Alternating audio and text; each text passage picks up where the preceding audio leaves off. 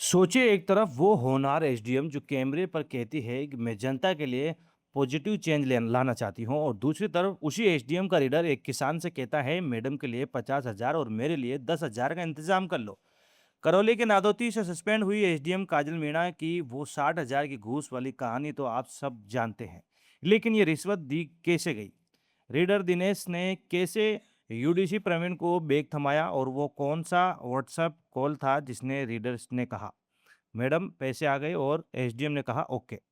आज दैनिक भास्कर की exclusive report के हवाले से हम आपको बताने जा रहे हैं एसीबी ट्रैप की वो पूरी इनसाइड स्टोरी जिसमें 60,000 की घूस पकड़ने गई एसीबी को जब बैग में 4 लाख रुपए मिले तो झूठ की ऐसी पोल खुली जिसे सुनकर आप भी हैरान रह जाएंगे। आइए इस पूरे करप्शन नेक्सस का निष्पक्ष पोस्टमार्टम करते हैं। आज हम बात कर रहे हैं सिस्टम के उस खोखलेपन की जहां एक किसान को अपनी ही जमीन के जायज बंटवारे के लिए एसडीएम दफ्तर के अनगिनत चक्कर काटने पड़ते हैं और रिश्वत के बिना कोई फाइल आगे नहीं खिसकती। दैनिक भास्कर की एक्सक्लूसिव रिपोर्ट के मुताबिक पूरी कहानी 15 अप्रैल से शुरू हुई। 63 साल के एक रेलवे रिटायर्ड बुजुर्ग अपनी शिकायत लेकर सीधे जयपुर एसीबी मुख्यालय पहुंचे। उन्होंने बताया कि उनके पिता की जमीन का 5 भाइयों के बीच बंटवारा होना है। तहसीलदार ने फाइल अक्टूबर 2025 में ही एसडीएम ऑफिस भेज दी थी, लेकिन एसडीएम काजल मीणा उसे फाइनल नहीं कर रही थी। बुजुर्ग ने बताया कि इस काम के लिए उनसे पहले 1 लाख रुपए मांगे गए और बाद में 50,000 में सौदा तय हुआ। रीडर दिनेश सैनी ने 10,000 रुपए अपने कमीशन के अलग से मांगे थे।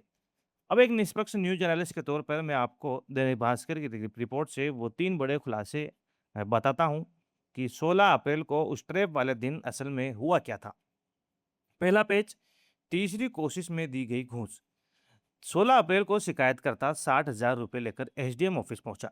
पहली बार दोपहर 3:30 बजे गया तो सुनवाई का बहाना बनाकर लौटा दिया। दूसरी बार 4 बजकर कुछ मिनट पर गया तो रीडर ने कहा मैडम घर गई है, शाम 5 बजे आना। आखिर तीसरी बार शाम 4 बजकर 55 मिनट पर जब वो ऑफिस गया तब जाकर रीडर ने घूस के 60,000 रुपए लिए और यूडीसी प्रवीण को थमा दिए। दूसरा और सबसे बड़ा खुलासा, व्हाट्सएप कॉल बना सबूत। पैसे लेते ही एसीबी ने रीडर दिनेश को दबोच लिया। एसीबी ने दिनेश से कहा हमारे सामने एसडीएम को कॉल करो और स्पीकर पर रखो। दिनेश ने एसडीएम काजल को व्हाट्सएप कॉल किया और कहा मैडम रिश्वत के पैसे आ गए हैं और उधर से काजल मीणा ने जवाब दिया ओके। ये पूरी बातचीत एसीबी के वॉइस रिकॉर्डर में कैद हो गई। तीसरा पेज, 4 लाख का वो गेहूं सरसों वाला झूठ। जब एसीबी ने यूडीसी प्रवीण का बैग चेक किया तो उसमें 60,000 की जगह 500 की 9 गड्डियां यानी 4.5 लाख रुपए यानी कि 4,50,000 रुपए निकले। प्रवीण ने झूठ बोला कि ये 4 लाख रुपए उसके पिताजी ने सरसों बेचकर गेहूं खरीदने के लिए दिए हैं। लेकिन जब एसीबी ने प्रवीण के पिताजी को फोन लगाकर स्पीकर पर पूछा तो उन्हें इस बात का पता ही नहीं था।